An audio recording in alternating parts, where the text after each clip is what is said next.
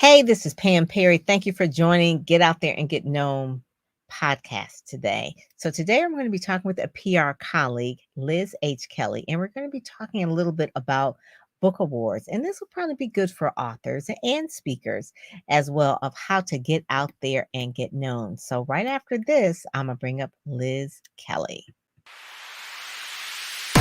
Welcome to the Get Out There and Get Known podcast. Join Pam Perry, veteran PR strategist, Emmy award-winning producer and publisher of Speakers Magazine, who will show you how to crack the code in getting out there to get known. Each week, she either interviews her media friends, PR colleagues, or she just goes solo, offering you strategies on publicity, publishing, and platform building. So listen up to hear how to get booked on media places and on superstar stages. Now, here's your host, Pam Perry.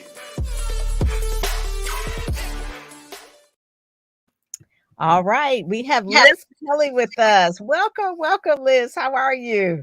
I'm doing great. Thank you for having me, Pam.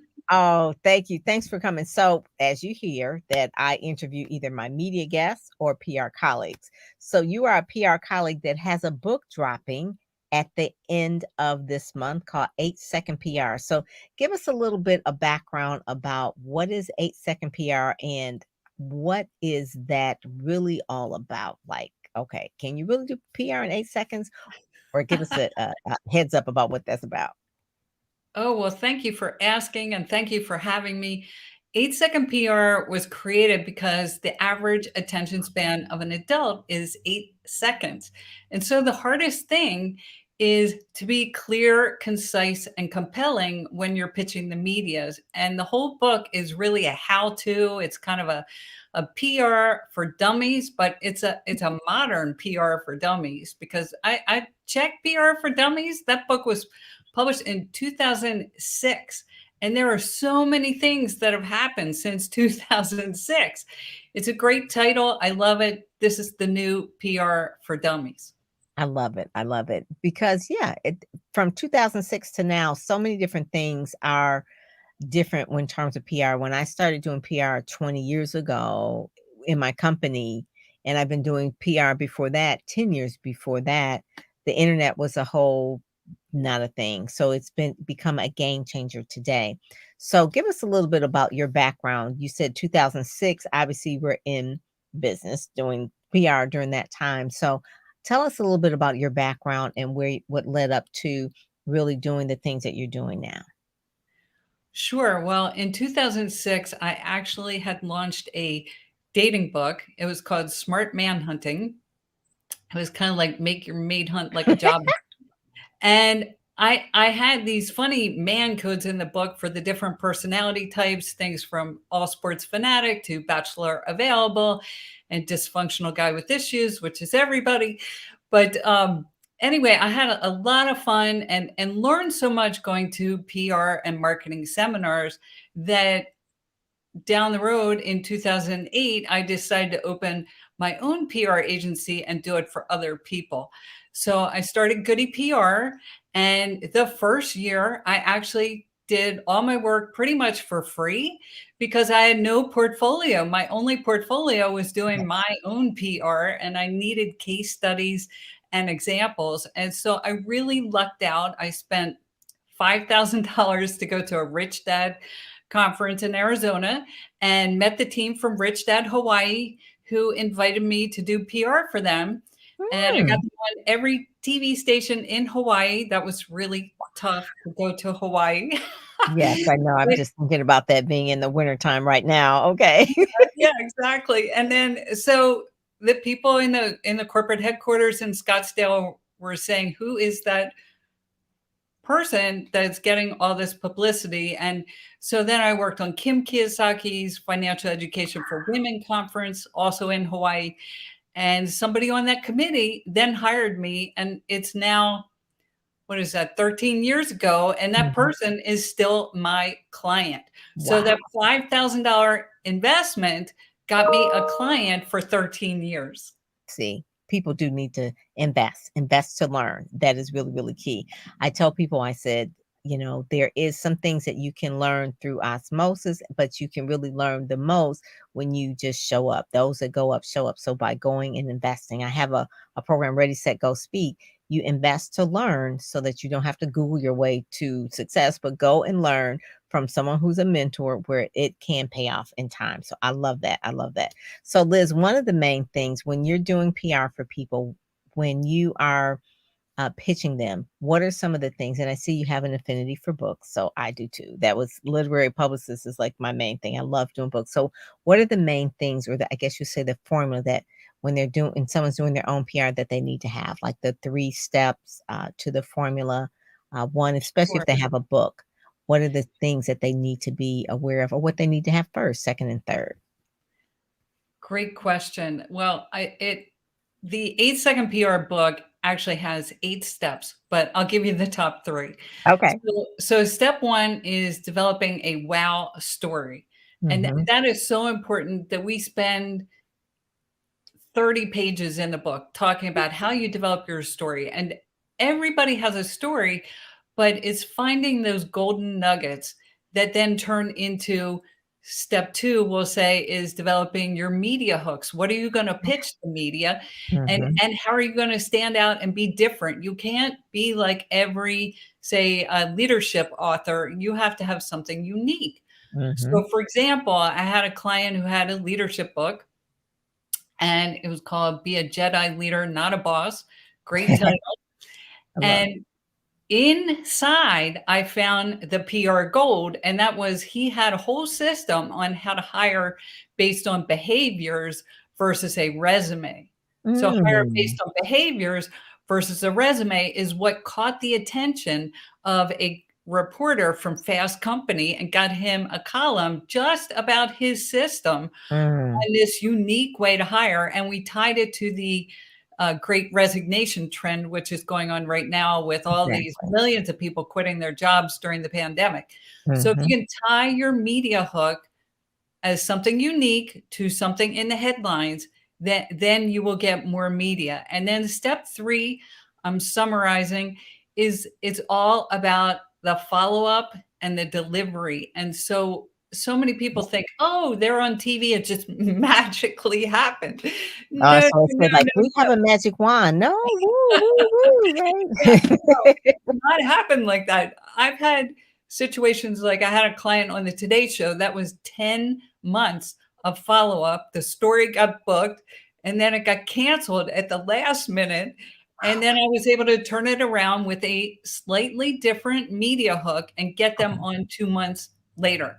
okay. And that was probably just the most exciting time in my career because I actually went to New York. I provided them media training. I went to the green room. They let me on the floor during the Today Show interview. And I'm sitting there with my camera taking pictures Yes. because that's another Social to bonus leverage it. tip. If you don't take a picture, it did not happen. So take Exactly. pictures.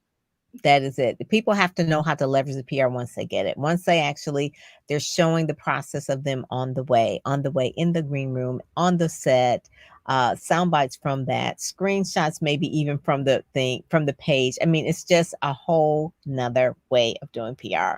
The back in the old days, we used to write a press release, put it on the fax machine, and then it was like send it to the reporter. Then it got real high tech. Then we would write a press release and put it on a fax machine, and then we would do stuff like fax blasts. Then they came along like email. Oh wow! Then you can email, select all, and send them on to the reporters. Okay, so I've dated myself, but the whole point of it is that you do have to know the different trends of what to do and be patient. Anyone who's listening, any author, speaker, because as soon as, when Oprah was around, it's like, what's the goal of an author? I want to be on Oprah. Okay. Well, it may take 10 months in order to get on a particular major media outlet. But in the meantime, you're going to have some other media in between. Because when you're paying a publicist, a retainer, and you're waiting to get on Today's Show, that took a year. So in between, we just can't just call the Today Show every day. There's other media hooks in between that you can get. And that is what people have to understand, that it is not just a publicist trying for just the top 5 media places, but there are other media in between. There are blogs, there are podcasts, there are magazines. Speakers Magazine is one. There's so many other outlets that people can go for where they can have a platform built for them. And so I know a lot of people, probably authors, that come to you and says, okay, I want to get my book out there. And so you have this thing called the Book Awards, or not necessarily the Book Awards, but it's called the Goody Book Awards, right? Goodybookawards.com. And it's It's a something mouthful. that I guess leverages or pulls out the best of the best, because there's like, oh God, probably 1 million books produced a year. That it was like 750,000. But how does one stand out? And so give us the backstory of how the Goody Book Awards came about.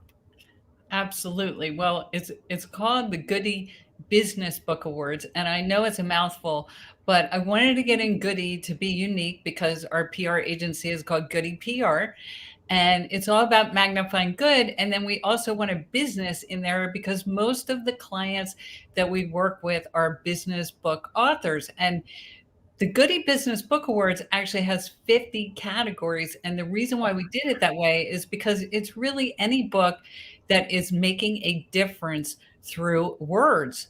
So it could be you are helping people build wealth, you're helping people live better lives, you are helping people buy a house.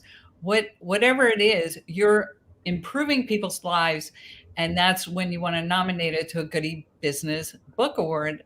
And I know it's a mouthful, but check it out, goodybusinessbookawards.com, and nominate your book. And the reason why we did this is because we're actually an award-winning author, but all of our clients come to us and say, we want to become an award-winning author.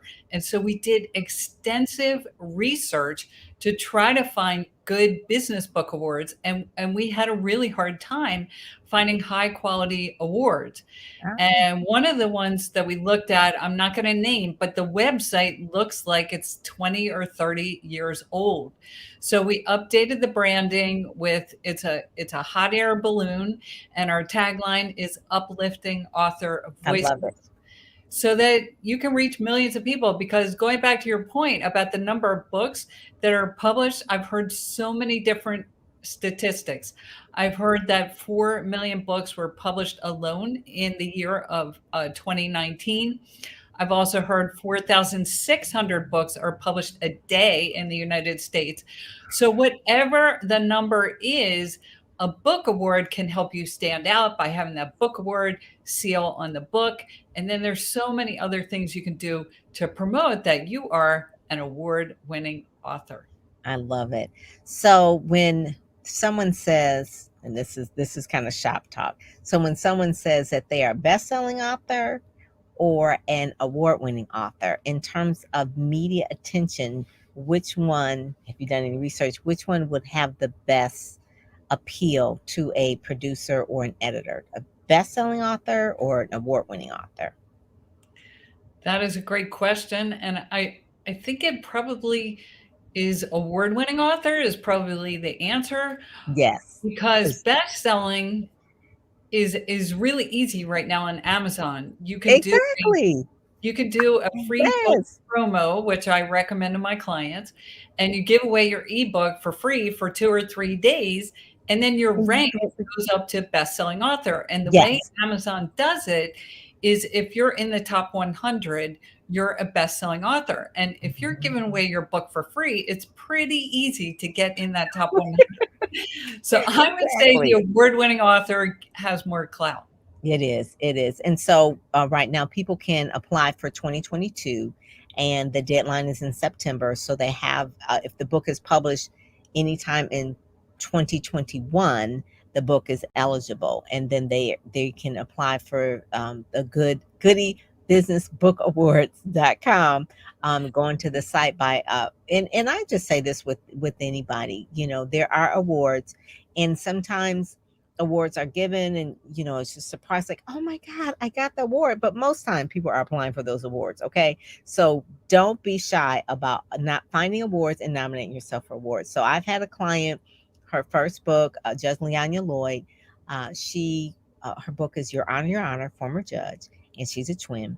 And her book won 4 book awards. Okay, each one of those awards, the book is excellent. Book is excellent, but we had to find the book awards and then nominate her for those awards. They're judged. They have the judge judging and all of that, but no one's going to just tap you on the shoulder and say, "Hey, I like you to be selected, into this book award." So people do have to. That's a PR strategy as well to having awards. And so a lot of the 40 under 40, 30 under 30, whatever, those people had to apply. They had to apply. There's not, a newspaper doesn't come to you and say, "Hey, you're under 40, let me nominate you." So just a little secret, PR secret, all those people getting awards, a lot of them had to apply. And so the same thing with book awards. You have to do that as well.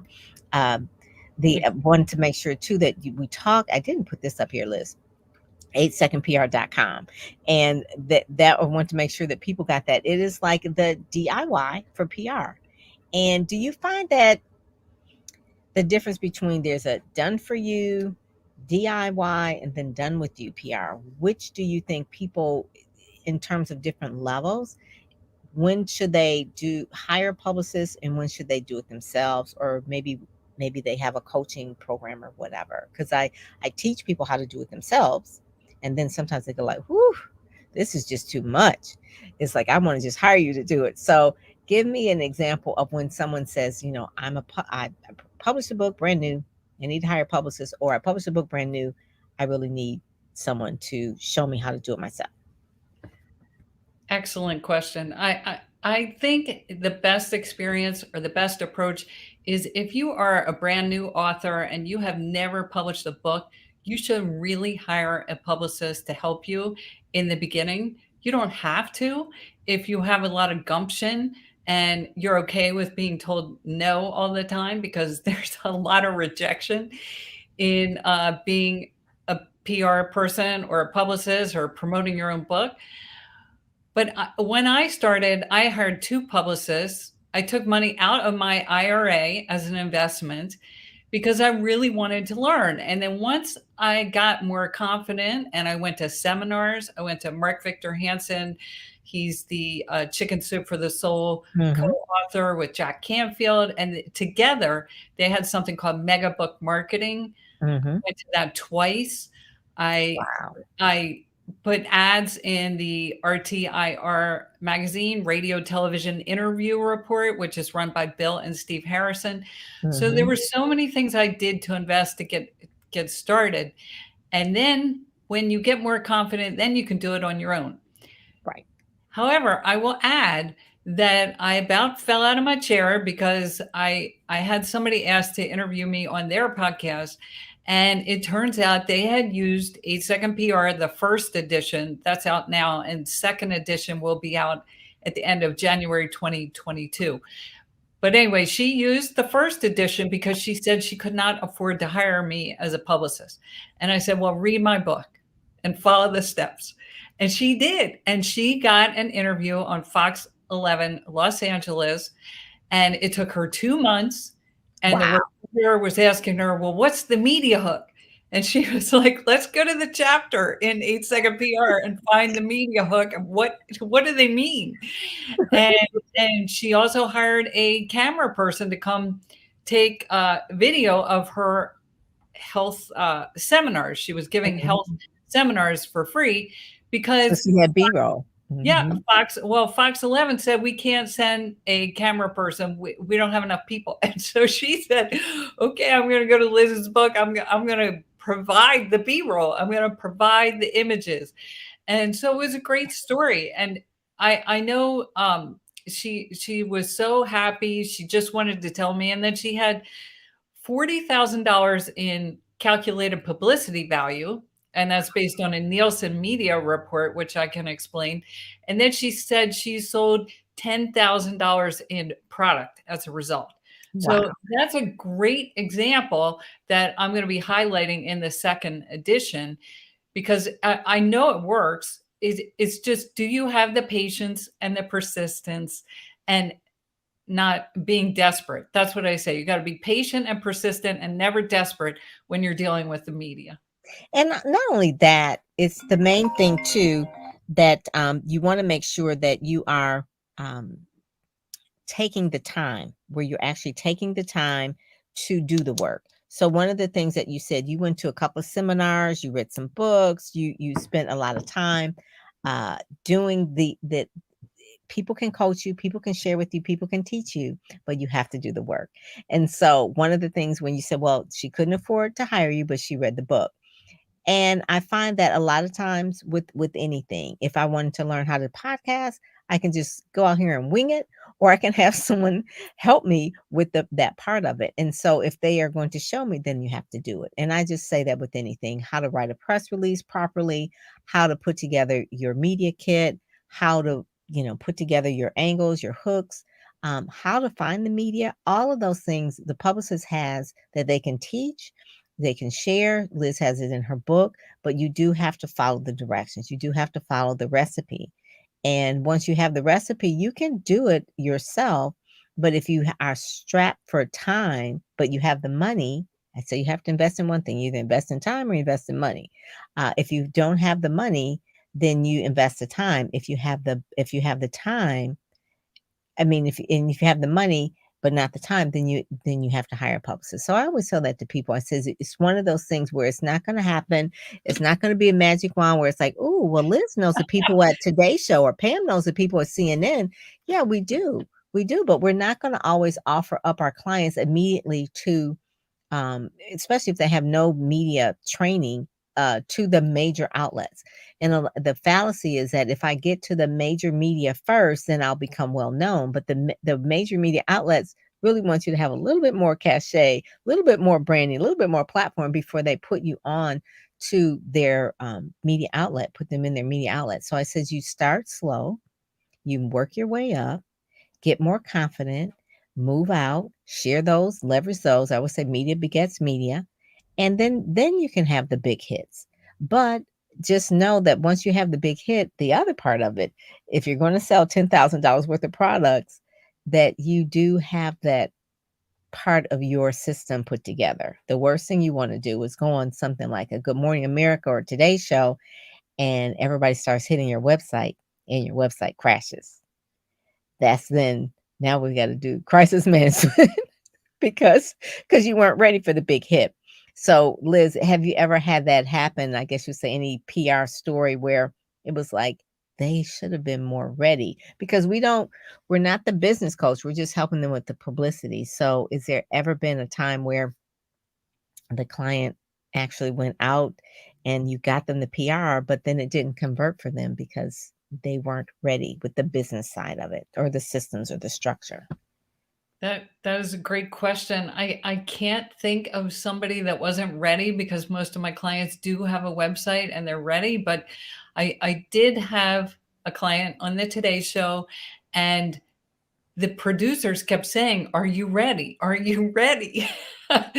And they were so busy running their business that it was kind of like, okay, we're going to do this. Liz has it under control.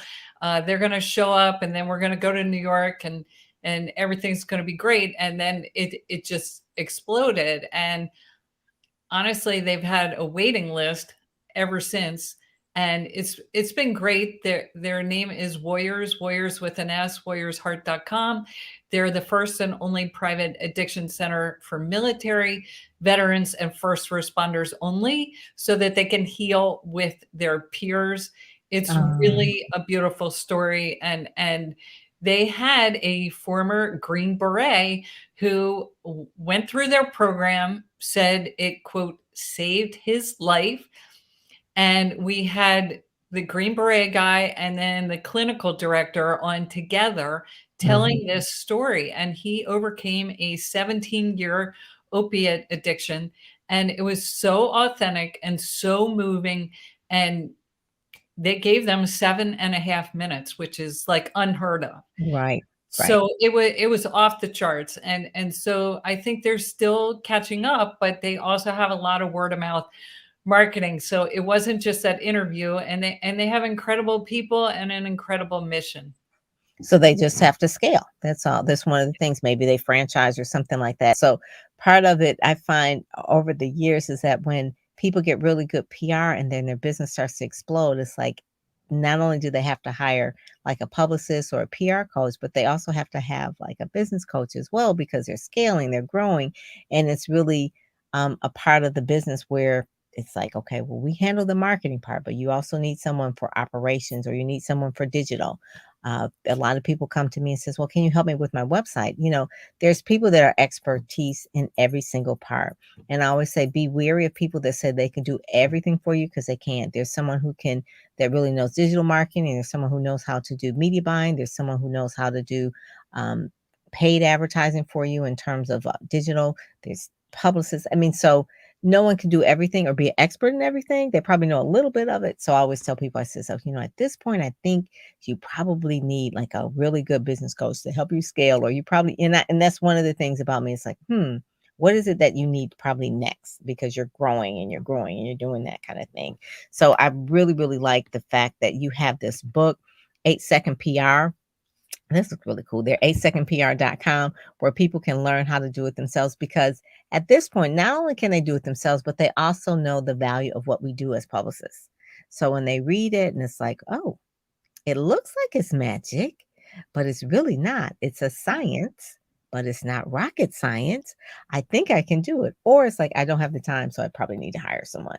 So that's one of the things. What are some of the that you said is 8 steps and 8-second PR? You gave us the top 3. They have to find their story. Do you find that a lot of people have trouble with that? You said it's about 30 pages of that. Is that part of just niching down, finding that story? Or is it something that they're just trying to be too broad with it? Why do you think people can't really get the part of that brand right, their story right?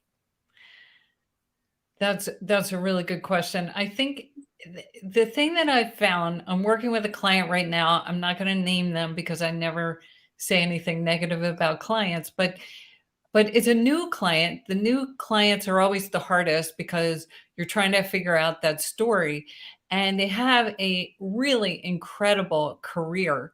And so what I have found is a lot of people, they just have too much in their head and they Mhm. can't find those little gold nuggets that are in their story. So, for example, I had another client who wrote these leadership books that I was talking about, but they never told me that they were a former general manager, that they worked on 4 different continents, that they Wow. spoke 5 languages, that they played 7 instruments, and then P.S. They started their first company when they were 7 years old, Wow. recycling golf balls.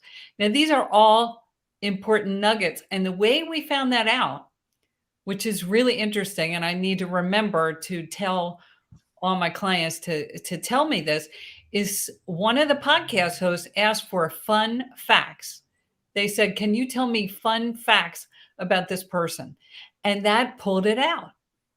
But they were not telling me that because they wanted to give me information about everything in their book and and why they wanted to be a writer and things like that. But it was the 7-year-old entrepreneur story that was Mm. so powerful. It was the person that speaks all these different languages. A lot of people don't speak a lot of languages like that. And the fact that he worked on 4 different continents, that's Wow. what made it stand out. And so I'm working with this client right now who's sending me pages and pages about who they are. And I'm saying, we need one paragraph. Send me one Exactly. paragraph. Brevity. We need 8 seconds worth. Right. Like, it's like, oh my goodness, that is one of the things when people have things in their mind about what it is that they are, who they are, they can't really um, communicated in brevity. And so that's one of the hardest things that I find that most clients is like, how do we get you to brevity and how do we get you into clarity? That is really key. Once I have clarity with you, we can then point you to a lot of media outlets, but you have to have clarity. And that is probably the hardest part. And that's with anything, especially as someone gets older well, it's kind of like a tumbleweed. The more stuff you kind of collect along the way, and it's like, oh, it gets bigger and bigger, but we have to move it down into clarity. So, Liz, thank you so much for what you're doing with the Goody Business Book Awards.com, and then for your new book that's going to be dropping at the end of this month, 8-Second PR. I want people to make sure that they do go to Goody Business Book Awards if you have a business book, only if you have a business book, to apply to for this award that's going to be coming out at the end of this year, into 2022, because that's a really good thing to leverage for your PR. And then also too, 8-Second PR is a really, really, you said this is the second edition, so this is new and updated because you did the first edition. It is new and updated. There are 20 new things, and one of the keys, new things, is how to start your own podcast or how to be a podcast guest. Because podcasts have just exploded. Oh my God. Yes. I mean, there were 600,000 podcasts in 2019 when the first edition came out, and now there's 2 million podcasts. Woo, that is so amazing. It's incredible. And what I have found, and I'm stressing in the book, and for all the listeners out there, write this down, is podcasts are the best way to reach your niche audience. I have a client who just sells real estate. She only wants to be on real estate podcasts because people who want to invest in real estate are listening to real estate podcasts. So she could go on CNN, but people wouldn't understand what she's really talking about. So real estate podcasts and podcasts in general are a great way to go to reach your audience. I love it. I love it. It is, because you can overshoot, and it's like, okay, out of all the people that were watching CNN, there may have been a small niche that was really interested in what you had to say. Why not go straight to that niche and then have 100% of those people really interested in what you're doing? So I love that. I love that. Liz H. Kelly, thank you so much for joining us today on Get Out There, Get Known podcast. This show is brought to you by our program, Ready, Set, Go, Speak.com. It is a membership program that helps people with their PR, marketing, and branding. And once a month, we do live Zooms and answer your questions live. So if you are ready, set to go and speak, definitely check it out. So with that, thank you, Liz, for joining us, and talk to you soon. Bye-bye. Thank you, Pam. Thanks to all the listeners. Go get out there and get famous. That's it. Get out there and get known. You've been listening to the Get Out There and Get Known podcast, brought to you by PamPerryPR.com, where you'll get insider tips on how to build your platform, pitch the media, and promote yourself with confidence. Head over to PamPerryPR.com and get the exclusive video training on the 7 must-have marketing materials you need before you pitch in order to be considered in media places or superstar stages. PamPerryPR.com, where you help you shine